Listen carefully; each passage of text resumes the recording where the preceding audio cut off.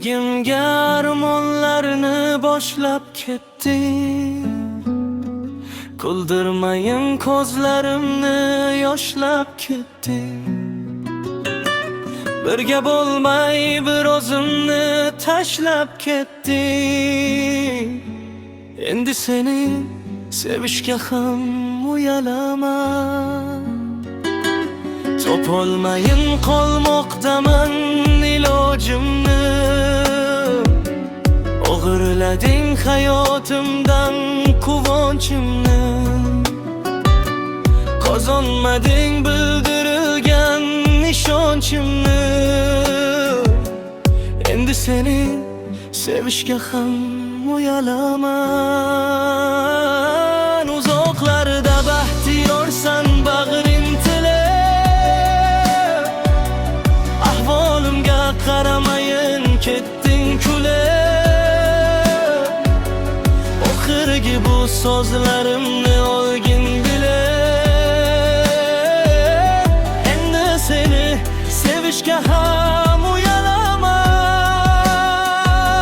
Uzoqlarda baxtiyorsan bag'ring tilib, ahvolimga qaramayin ketding kulib.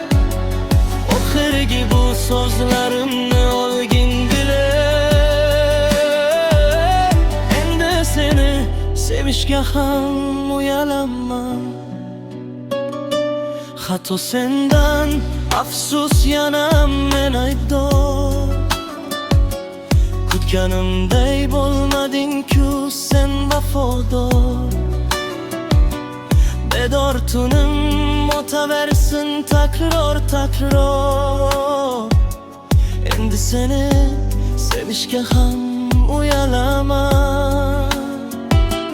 So'g'inaman izlagayman bu baxtimni. Sarfladim bekorlarga bu baxtimni. Ko'rsatsang ham bugun ikki farzandimni. Endi seni sevishga ham uyalaman. Shuhrat bugun azoblarga merhe qaytdim. Izlamayman, chekinaman, ortga qaytdim.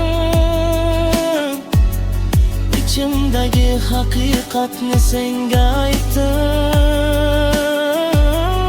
Endi seni sevishga ham uyalaman.